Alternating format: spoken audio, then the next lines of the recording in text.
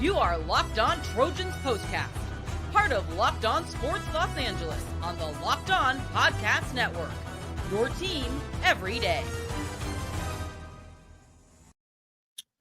Well, hello and welcome to another college football season on the Locked On USC Trojans Podcast Network on YouTube. I am currently in the middle of covering the Dodgers and the Chargers, and now the college football season is off and running, and it's hard to remember all the names. Well, for those of you that don't know me, I am Pete Fox, covering sports in LA dating back to 2007 for ESPN LA and NBC Sports Radio. This is year number 2 of the Locked On USC Postcast here on the Locked On USC Podcast channel on YouTube.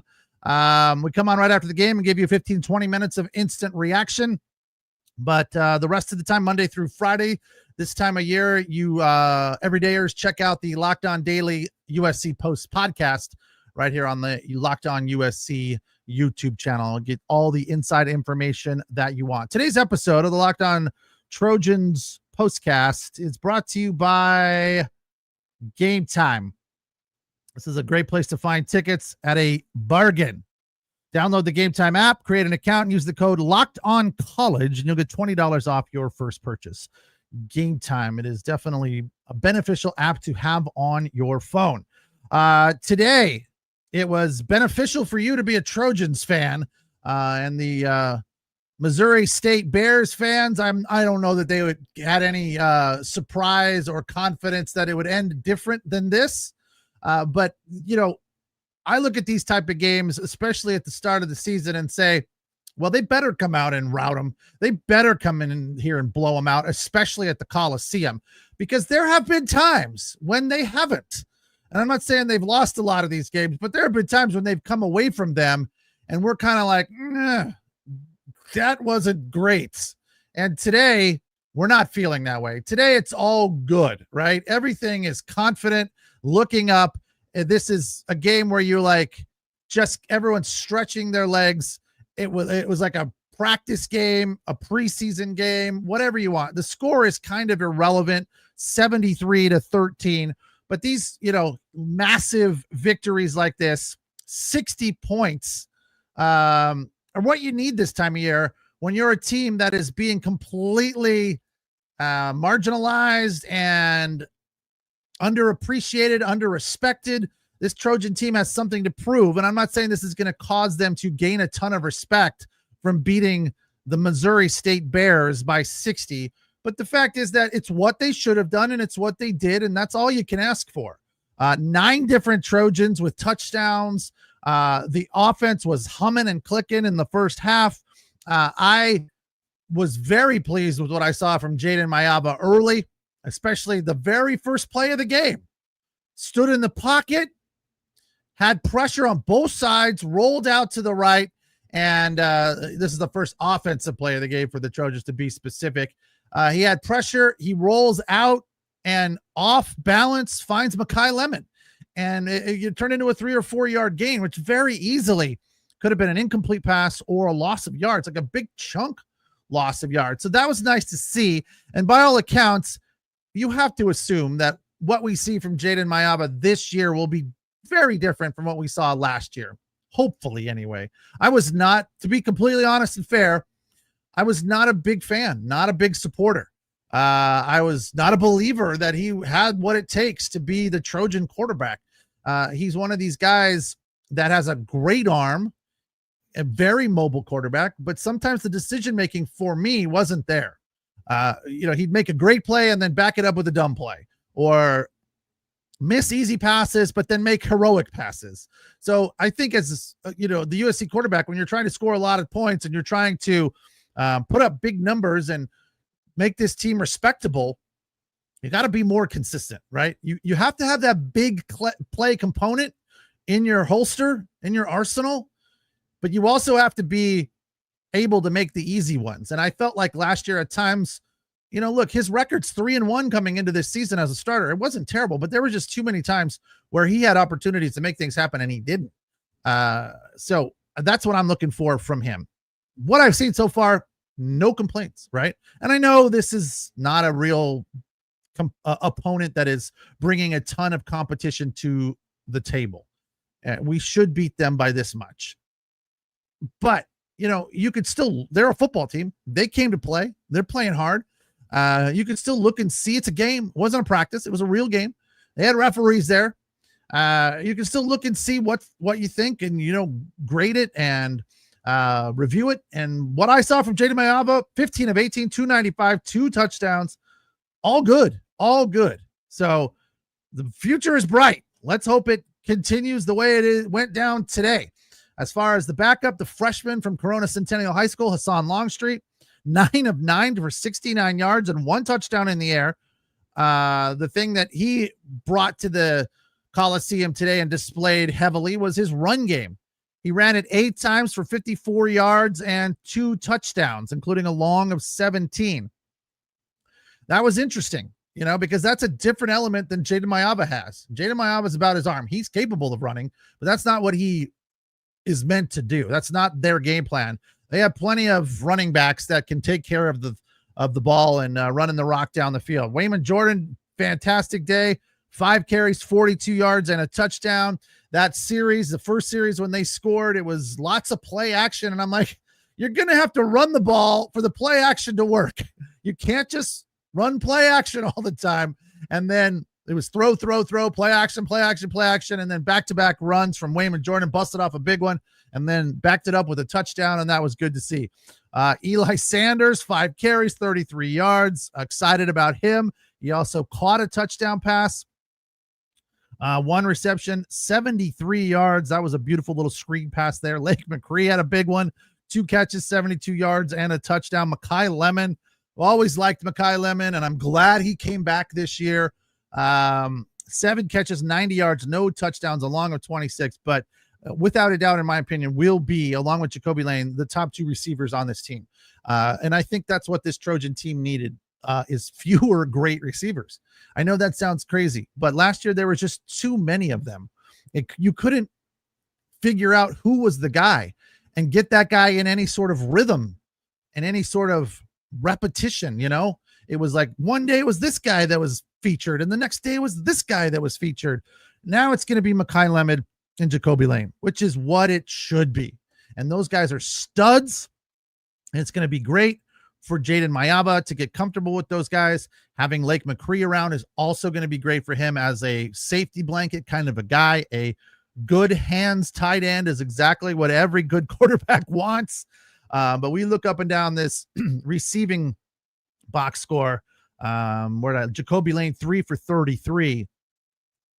Prince Stratton 1 for 25. Zacharias Williams 2 for 19. I mean, they had, I don't even know how many, everybody that is in the box score had a catch. It's just crazy. Corey Sims, DJ Jordan, Brian Jackson, Jay Fair, Tanook Hines, Wayman Jordan, like just so many options. But really, it's going to be about Makai Lemon and Jacoby Lane if the Trojans are to be a good team. Freshman King Miller from Calabasas High School had a big night. 4 carries, 80 yards, and a touchdown. So I like it when true freshmen get in there and perform. I know that, it wasn't like he was running against a Big Ten line, but it's all about building confidence this time of year. Those freshmen getting into the game and getting some action. First game of the season at the Coliseum. It was a pretty decent crowd there tonight. All of that is good stuff for this Trojan team to get off to a 1-0 start. 73-13 over the Missouri Bears. I am Pete Fox. It's the Locked On USC Postcast on the Locked On USC YouTube channel on YouTube. We appreciate you allowing us to be your source for your team every day. And again, don't forget to check out the Locked On Daily Daily Trojans or USC podcast Monday through Friday, where you get in-depth information about what's going on in the Trojan universe. We'll take a break, come back, and we'll hang some stars on these Trojans today. Player of the game and turning point right after the break. All right, today's episode of the Locked On USC Trojans Postcast is brought to you by Game Time. College football is back. Today was the day everyone was immersed in college football, and I couldn't be more excited. NFL this week as well. Baseball heading towards the postseason. This is one of my favorite times of year, without a doubt. The tailgates, the rivalries, energy in the stands. There's just nothing like it. But let's be real, actually getting tickets can feel more like a battle than a game itself. Endless queues, hidden fees, prices, all of these things. It's just hard to find tickets sometimes, and you're like, how much? And the fees sometimes make you go, I would have paid that much for the ticket. But when you throw in the fees, you're like, I'll pass. Not with Game Time. All that stuff is a whole lot easier. The prices of the tickets go down as you get closer to game time. The fees are nominal. And the app is so very easy to use. One of my favorite features is the views from the seat, because sometimes moving over a section or up a section doesn't really change your view all that much, but it can save you a ton of money. And again, the longer you wait closer to kick or tip or first pitch or the start of the concert saves you money. So take the guesswork out of buying college football tickets with Game Time. Download the Game Time app, create an account, use the code LOCKEDONCollege for $20 off your first purchase. Terms apply. Again, promo code is LOCKEDONCOLLEGE. For those of you that don't know how to spell Locked On College, you get $20 off. Swipe, tap, ticket, go. Download Game Time today. Today's episode also brought to you by Upside. Are you still paying full price for gas? Well, there's no need to, because Upside helps you get cash back every time you fill up with the Upside app. It's free, by the way. Yeah, every time you fill up with the free Upside app, simply download the free Upside app at the App Store or Google Play right now and start earning cash at the pump today. Use my limited promo code football and get an extra 25 cents back per gallon on your first fill up. You can make up to $300 a year just from buying gas that you already need. I've done this. I do it. I'm a fan of Upside. I can give you the truth and attest to the fact that it is a real deal. It works. You just find a gas station that's near you. How much is the discount here? It doesn't come off the price at the pump. It's a rebate, but you can take that rebate in the app and turn it into cash. You can turn it into gift certificates. You can turn it all sorts of things. And it is fantastic. And sometimes you just pull up to the gas station and go, does this one apply? And more often than not, it does. Don't let this offer drive on by. Download the free Upside app now using the limited code football for a limited time, 25 cents off your first 25 cent per gallon bonus off your first fill up. Offers may vary by user and location. Go to upside.com for terms and conditions.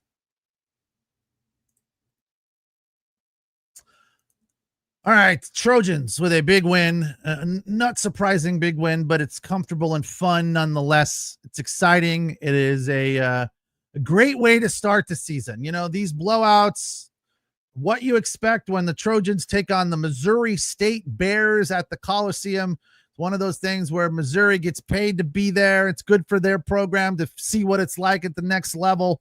And, they even though they got their butts kicked, they're probably happy to be on the Big Ten Network in front of a big crowd like that. I mean, you have to assume that Missouri State probably gets 5,000 on a regular basis. They're not playing in front of 50,000 on a regular basis, but 73-13, the final. They looked good at times, moved the ball in the first half, in the first quarter, the first drive. They got down and scored a field goal to take an early 3-0 lead. But from there, it was all USC.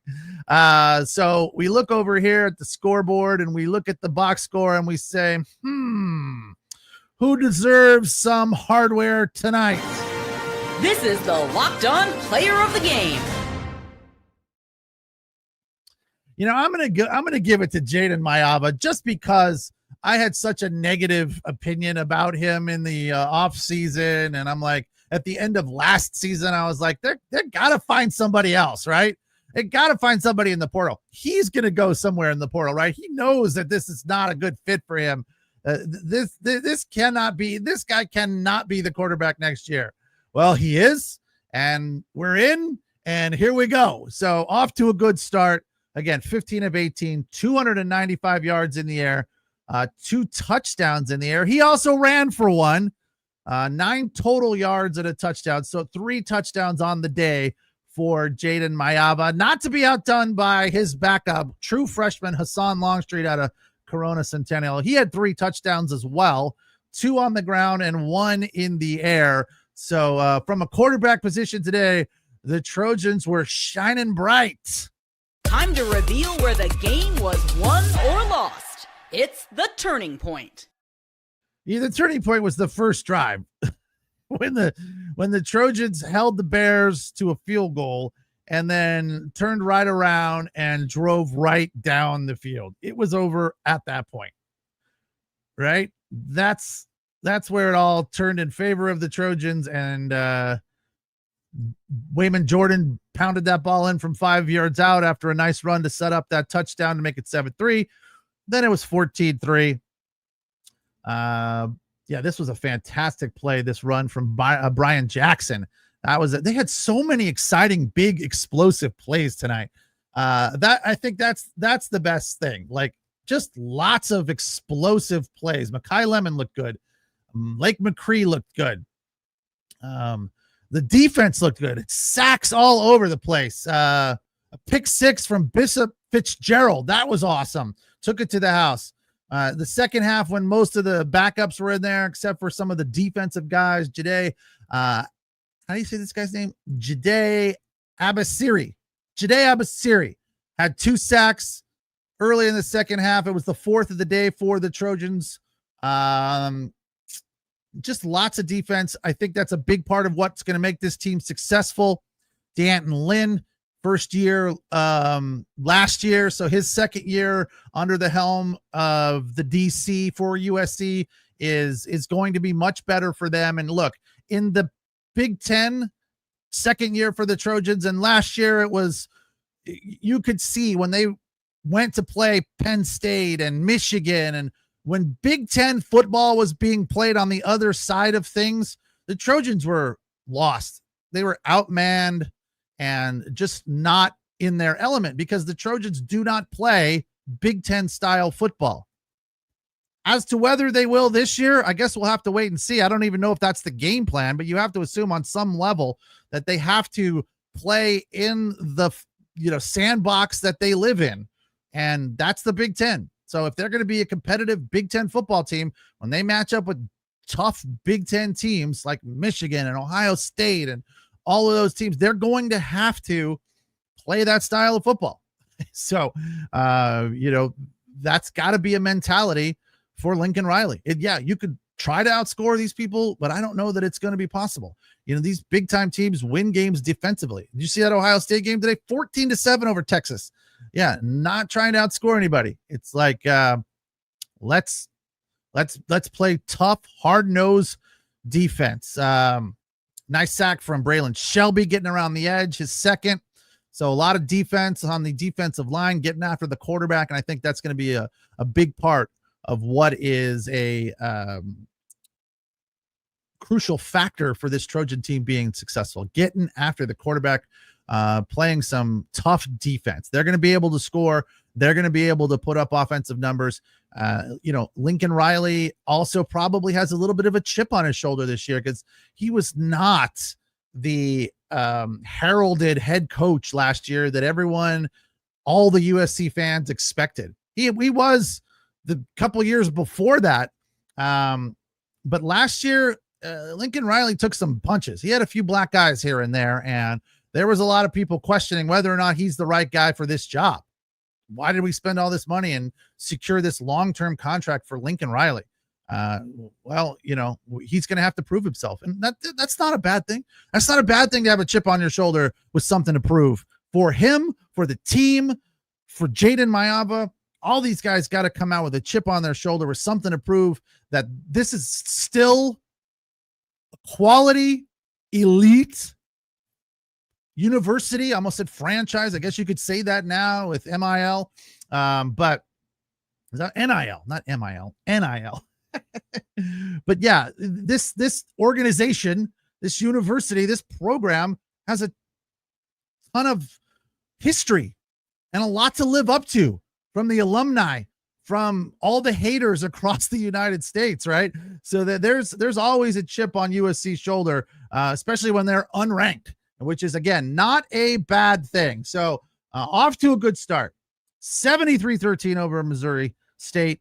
Georgia Southern is next week at the Coliseum. That's a 4:30 start on September 6th. So not too dissimilar to today.